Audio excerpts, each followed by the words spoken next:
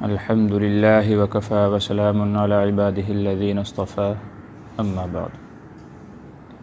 अऊज़ु बिल्लाहि मिनश शैतानिर बिस्मिल्लाहिर रहमानिर रहीम। वला तुनकिहुल मुशरिकीन हत्ता युमिनू वलअब्दुम मुमिनुन खैरुम मिन मुशरिकिन वलौ अअजबकुम उलाइका यदऊना इलन्नार वल्लाहु यदऊ इलल जन्नति वल मग़फ़िरह। सदक़ल्लाहुल अज़ीम। वक़ाल नबी सल्लल्लाहु तआला अलैहि व आलिहि वसल्लम कुल्लुकुम राइन व कुल्लुकुम मसऊलुन अन रइयतिही औ कमा क़ाल अलैहि सलातु वस्सलाम। हम तो समझते थे कि लाएगी फ़राग़त तालीम, हम तो समझते थे कि लाएगी फ़राग़त तालीम, क्या ख़बर थी कि चला आएगा इल्हाद भी साथ। ये अल्लामा इक़बाल का शेर है और तालीम के जो नुक़सानात उन्होंने बयान किए इस एक शेर में उन सब को जमा फ़रमाया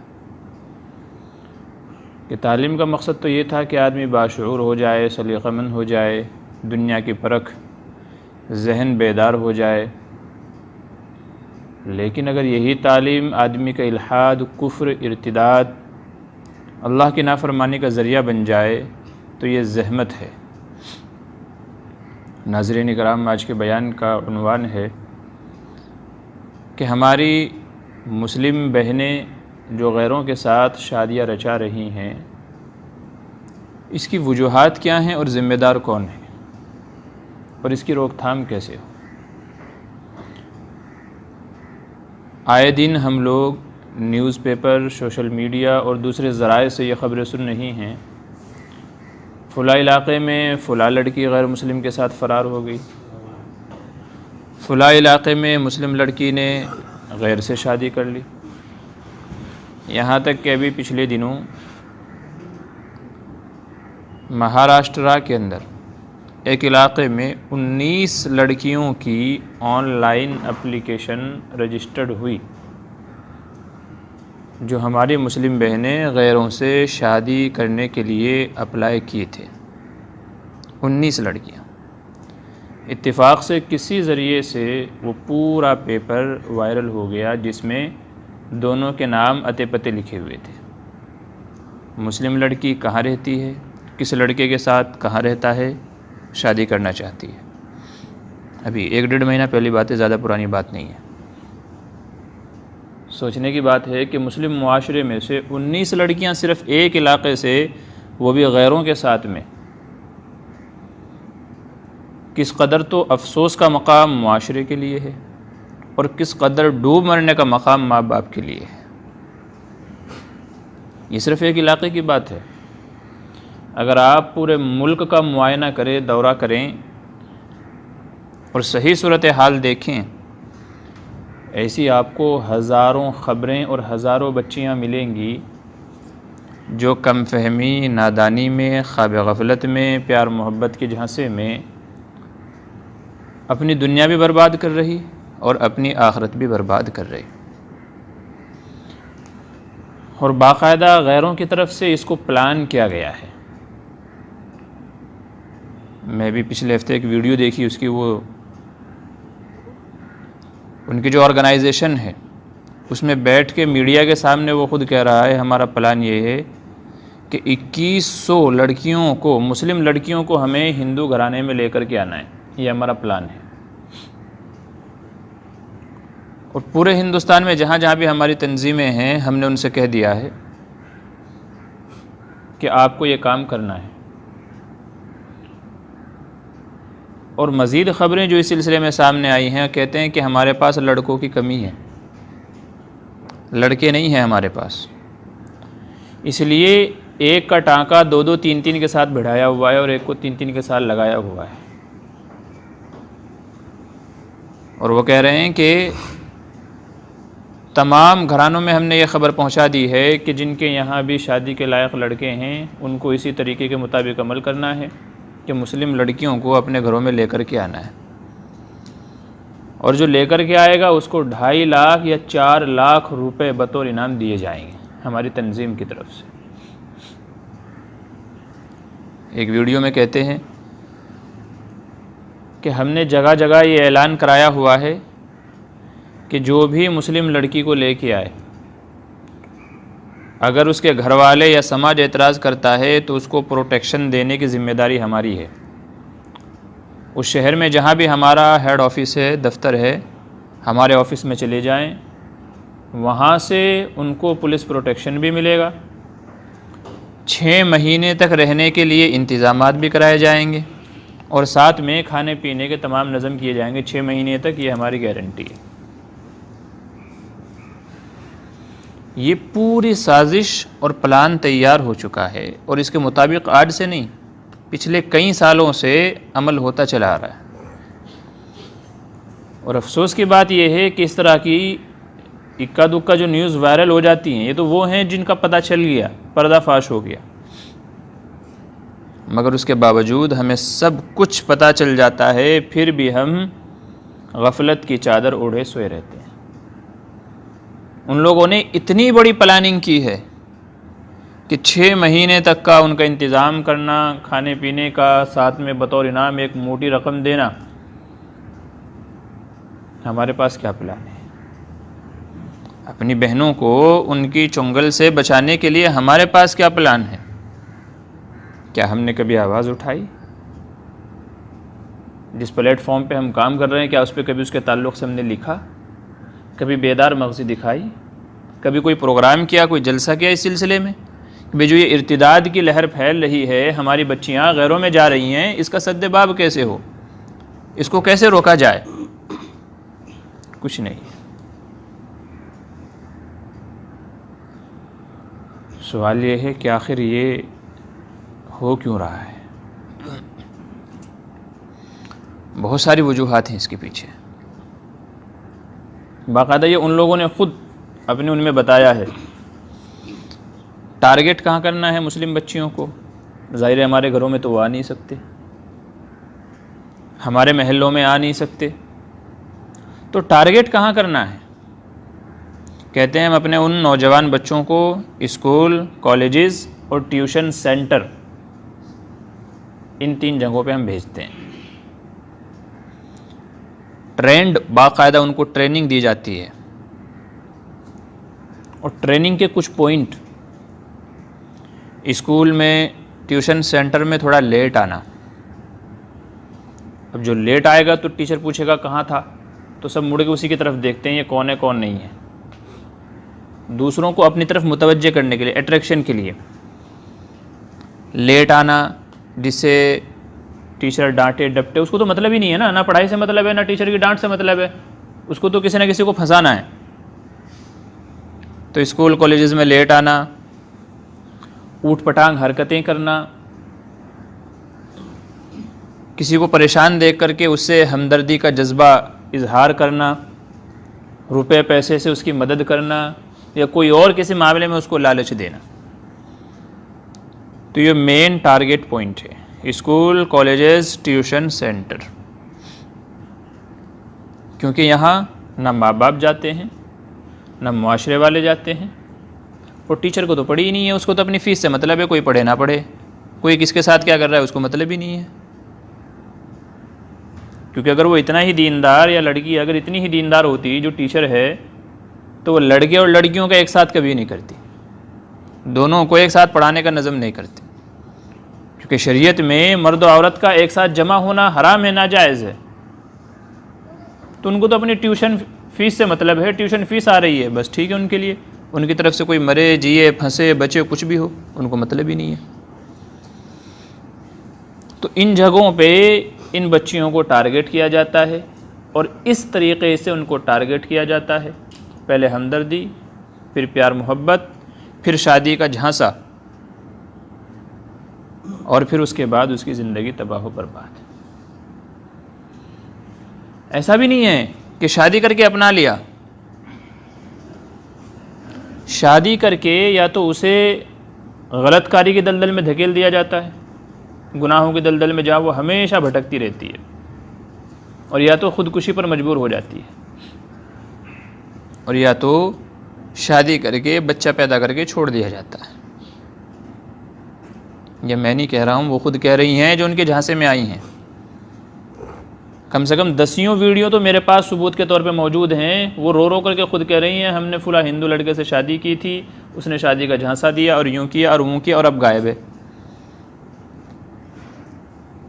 अब बच्चा लेके कहाँ जाएगी, कौन एक्सेप्ट करेगा उसको?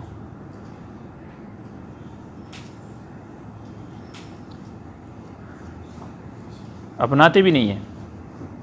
क्यों? उनका सिर्फ टारगेट ये है कि मुसलमानों को बदनाम किया जाए, मुआशरे में आपस में फूट डाली जाए और बेहयाई को आम किया जाए। बस ये टारगेट है। कितनी लड़कियों की वीडियो आई कोर्ट में जा रही हैं इंसाफ मांगने। जब जज उनका बैठा हुआ है तो क्या तुमको खाक इंसाफ मिलेगा? तुम्हारे क्या औकात है? हम बाबरी मस्जिद को नहीं बचा सके, 3 तलाक के ऊपर कानून बनने से नहीं बचा सके, जिसके लिए मुस्लिम बड़ी बड़ी तंजीमें लड़ रही हैं। तो तुम्हें क्या लगता है तुम्हारी एक छोटी सी गली की किसी कोने की छोटी सी लड़की की फरियाद इतनी मायने रखेगी उनके लिए?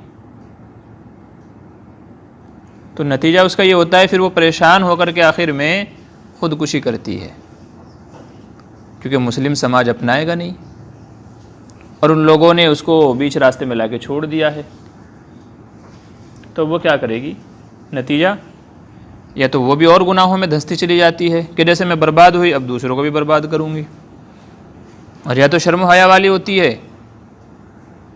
क्योंकि माँ बाप की बदनामी तो पहले ही हो चुकी होती है। तो फिर उसके लिए आखिरी रास्ता मौत बचता है। सोचिए नुकसान किसका है? सिर्फ उसी एक का या उसी के माँ बाप का नुकसान नहीं है, पूरी मिल्लत इस्लामिया का नुकसान और ख़सारा है। सवाल तो हमसे भी होगा ना। तुम्हारे महल्ले, पड़ोस, तुम्हारे गांव, तुम्हारे शहर से एक लड़की इर्तिदाद के दहाने पे पहुंच गई, तुम कहाँ थे? तुमने इस सिलसिले में क्या फरीज़ा अंजाम दिया, क्या हक़ अदा किया? क्या तुम्हारा कोई हक़ नहीं था कि तुम अपने आस पड़ोस की खबर रखो? तो सवाल तो हमसे भी होना है। किसी का इर्तिदाद बहुत बड़ा नुकसान है, गुनाहों की माफ़ी है। इन्नल्लाह ला यग़फ़िरु अन युश्रक बिही व यग़फ़िरु मा दून ज़ालिका लिमन यशा। गुनाहों की माफ़ी है मगर शिर्क की माफ़ी नहीं है। बहुत सारी जगहों से मालूम पड़ा है कि ऐसी बच्चियों को शादी का झांसा दे करके शादी कर ली जाती है, फिर उनसे कहा जाता है कि जब रखेंगे जब मज़हब तब्दील कर लो, घर वापसी। मज़हब तब्दील कर लो तो हमारे साथ रह सकती हो, नहीं तो जाओ, हमें मतलब नहीं है, कहीं भी जाओ। बहुत सारे तो यहाँ तक कहते हैं जब तो अपने माँ बाप की नहीं हो सकी, तूने अपना मज़हब छोड़ दिया, अपने माँ बाप को छोड़ दिया, तो मेरी क्या होगी? अब कोई जवाब है इसका? जिन्होंने पैदा किया, परवरिश की, 20 साल तक पाला, तरबियत दी, उनकी नहीं हो सकी तो मेरी क्या होगी? इसका कोई जवाब नहीं है। तो मेरे अजीज़ों, अभी भी वक्त है, इससे पहले संभल जाएं और अपने घर का मुहासबा कर लें कि बदनामी हमारा मुकद्दर बन जाए। नहीं तो कल को जब मामला हाथ से निकल जाएगा फिर कुछ नहीं होगा। बहुत सारे मामला तो अभी भी निकल चुके हैं, लेकिन हमें अपने मुआशरे में ये बेदारी लेकर के आनी है। आज हमने बच्चियों को पढ़ाने के नाम पे छूट दी हुई है। स्कूल भेजते हैं, कॉलेजेस भेजते हैं, ट्यूशन सेंटर भेजते हैं। बहुत सारे बेगैरत लोग जॉब के लिए भेजते हैं, मैं तो बेगैरत ही कहूँगा, क्योंकि कमाई की जिम्मेदारी औरतों के ऊपर थोड़ा ही है। अर्रिजालु क़व्वामूना, तुम्हें मर्द बनने का शौक़ है, मैं मर्द हूँ, मर्दानगी दिखाते फिरते हो, तो बैठ के खिलाओ ना उनको। जगह जगह मर्दों की फजीलत पे बात करते हो, मर्द बड़ा है, मर्द की इतनी फजीलत है, मर्द का इतना बड़ा दर्जा है कि औरत को सजदा करने का हुक्म दिया जाता, बड़ी बड़ी बातें करते हो तो बैठ के खिलाओ भी ना उसको। फिर जॉब के लिए क्यों भेजते हो, उसकी कमाई क्यों खाते हो?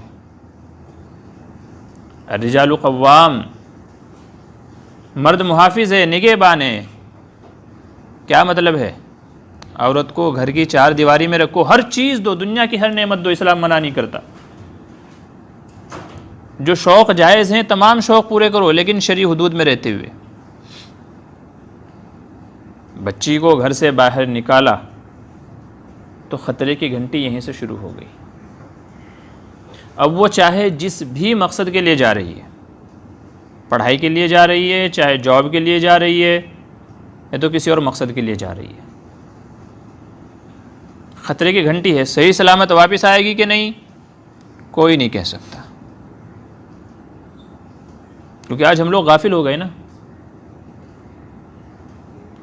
बच्चों के ऊपर हद से ज़्यादा माँ बाप का भरोसा करना उनके लिए नुकसानदेह है। कई लोगों के बारे में सुना, अरे हमारे बच्चे तो ऐसा कर ही नहीं सकते, और जब हो गया तो महीनों महीनों घर से नहीं निकले। माना आपकी तरबियत है, आपने अपने बच्चों को अच्छी परवरिश दी है, लेकिन शैतान भी तो है ना।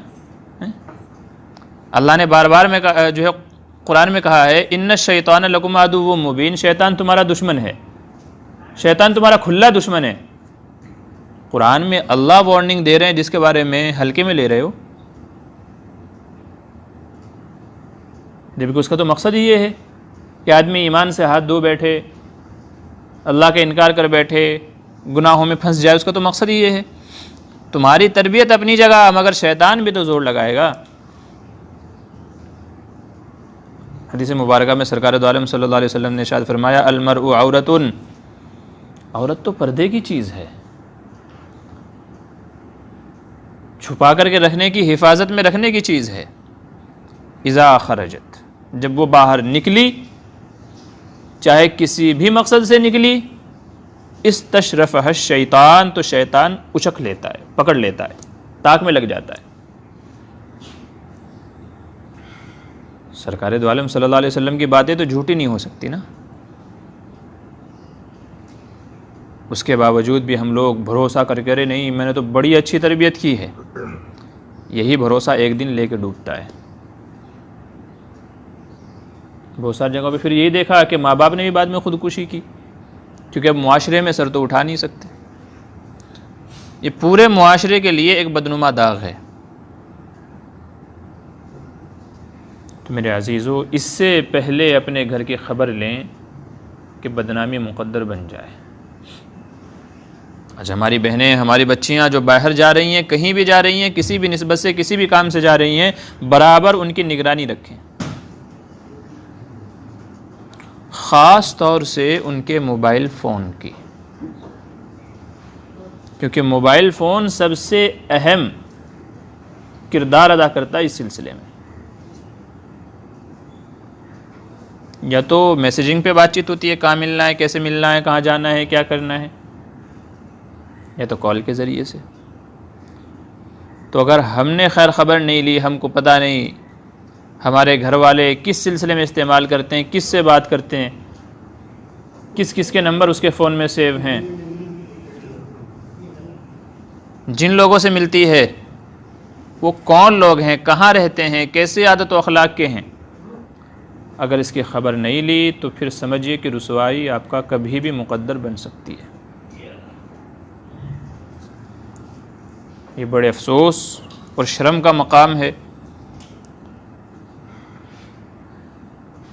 कुरान करीम में अल्लाह तबारक व तआला ने इसी बात को वाज़े करने के लिए, हमको समझाने के लिए, वला तुनकिहुल मुशरिकीन हत्ता युमिनू, ये फरमाया। साफ खुले अल्फाज में कह दिया, न मुस्लिम लड़की का गैर से और न मुस्लिम लड़के का गैर औरत से निकाह नहीं हो सकता, बिल्कुल हराम और नाजायज़ है।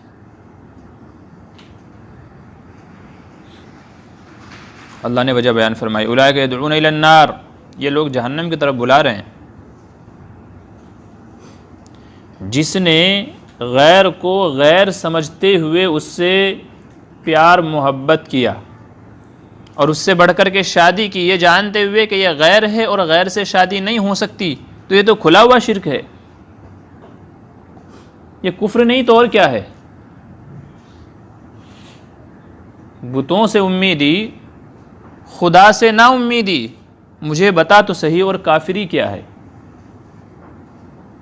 तो जानते बूझते हुए भी ये अमल करना सरासर कुफ्र और शिर्क है।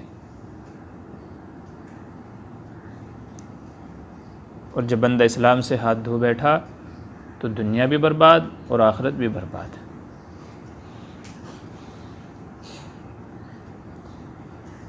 तो संभल जाएं, खुदा के वास्ते अपने घर वालों की फ़िक्र कर लें, इससे पहले कि हमें बहुत बड़ा नुकसान उठाना पड़े। लेकिन मैंने अर्ज़ किया शुरू में, गैर तो लगे हुए हैं अपनी साजिशों में, अपने प्लान में, उनकी तो फुल टू तैयारी है। सवाल ये है कि हमारी क्या तैयारी है। हमने अपने घर वालों को बचाने के लिए क्या इक़दामात किए हैं। नबी करीम सल्लल्लाहु अलैहि वसल्लम ने इरशाद फरमाया, कुल्लुकुम राइन,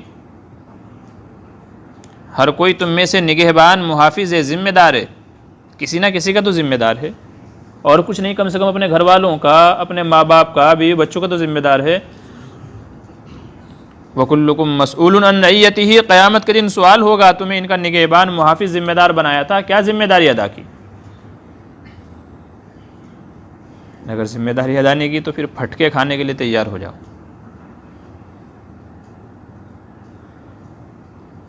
तो अभी वक्त है, संभल जाएं, अपने घर की ख़बर लें, अपनी बच्चियों की ख़बर लें, इससे क़ब्ल कि बहुत ज़्यादा देर हो जाए और हमें शर्मिंदगी का सामना करना पड़े।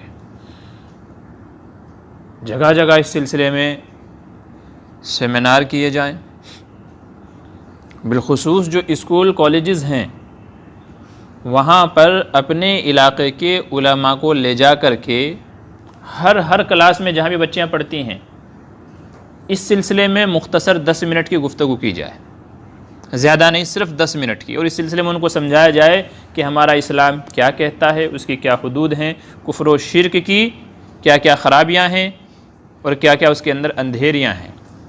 सिर्फ 10 मिनट के लिए अपने इलाके के हर स्कूल कॉलेजेस में जा कर के इस मुहिम के अंदर हिस्सा लिया जाए और अपनी बेदारी दिखाई जाए, वरना तो फिर देर हो जाएगी, बहुत देर हो जाएगी।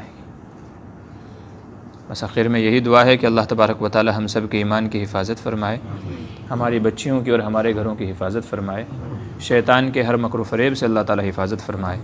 व आखिरु दावाना अनिल हम्दुलिल्लाहि रब्बिल आलमीन। हदीसे मुरसला हो जा खुदा का तर्जुमा।